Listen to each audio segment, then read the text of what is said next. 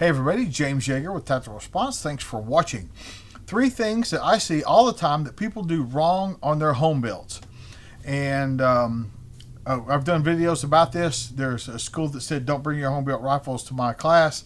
I made a video saying, hey, I take a workshop to every class to fix people's guns.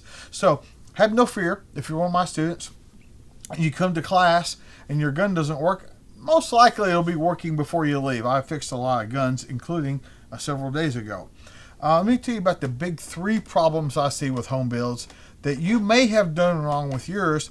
All you guys that didn't do it wrong, there's no need for you to post and say you didn't do it wrong, okay? You're not getting a pat on the back for that.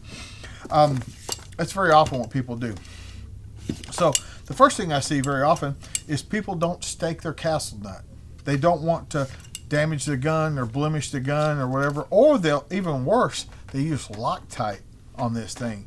Don't do that. A stake, there's little squares back here. All you have to do is get a little punch or the edge of a chisel or something like that and go tink.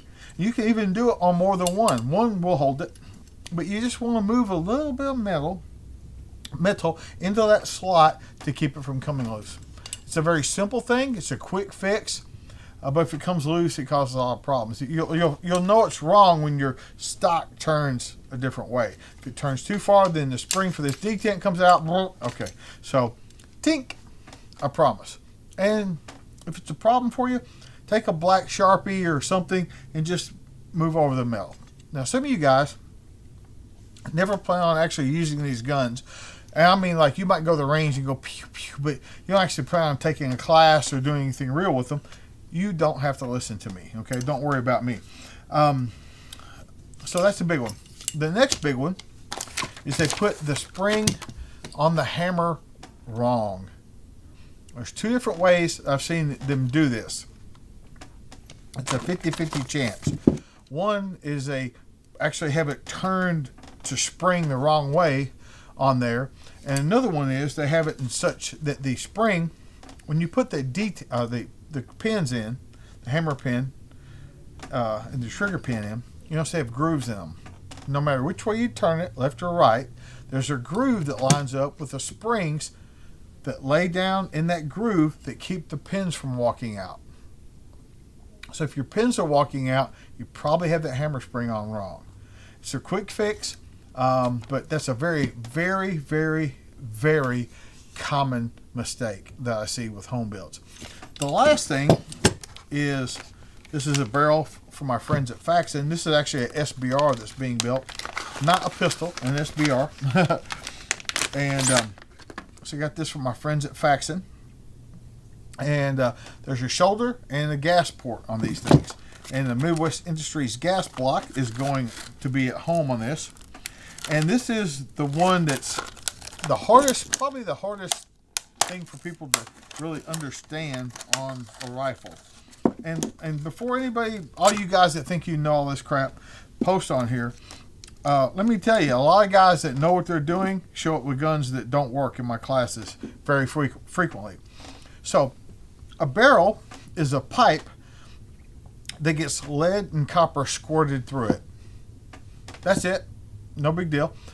Of course, there's more science to it than that. But this is just a pipe. And so you take your gas block and put on that pipe, and it's just on this pipe. Okay, just on this pipe. So what a lot of guys do, maybe not you, what a lot of guys do is they just tighten the screws up on the bottom, and that's it. Well, what's going to happen is that gas block is going to slide forward. Now, they make jigs where you can get this thing and drill dimples in it. And a dimple is where there's a little divot, or not a hole, but a little chunk taken out of the barrel, where this screw can screw down into it, so when it slides, it won't get out of that rut. Okay, or you can get a jig to actually drill it and pin it. That's great. That's the best way to do it. But let's say you're a home builder, you don't have either one of those jigs. Take the screws, line everything up correctly on your gun, Take the screws and run them down really hard till they touch the barrel really hard. Now, don't break anything, but like really hard. Then back them back out, slide this back off. You will see on the barrel 2 little marks where those bolts touch the barrel and kind of messed up the bluing on it, or the parkerization. Okay? All you have to do is get a file on the edge of the file and go zzz, across that thing. You don't go zzz, zzz, that's not how you use a file. Zzz, if you need to do it again, zzz, zzz, and just make a little bit tiny that your fingernail will catch in. A little tiny little divot for that screw to go into. After you do that, I'll run that screw in there. And I have to tell you that Loctite won't work on these screws. What do you use to get Loctite off? Heat. What do you think gets the hottest on the gun? Probably this gas block gets hotter than anything else. So what I recommend doing, the staking, just like on that gas block, on the castle nut, after you run the screws down in there, get a chisel and go across both sides and go tink, and I'll just move a little bit of metal over the top of those things. I've never had one come loose. I've done this repair on literally 100 student guns over the years, and I've never had an issue with it. So the big things are castle nut. It's the easy one. Easy peasy lemon squeezy. Hammer spring. Easy. Easy to fix. Easy to see. Easy.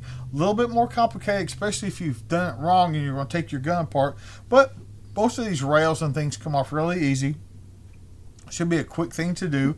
If you've done that wrong, even if you haven't had a problem yet, take that gas block off, put some divots in there, run that thing down and stake it, because then it becomes a fighting rifle and not just a ship that you built inside of a bottle.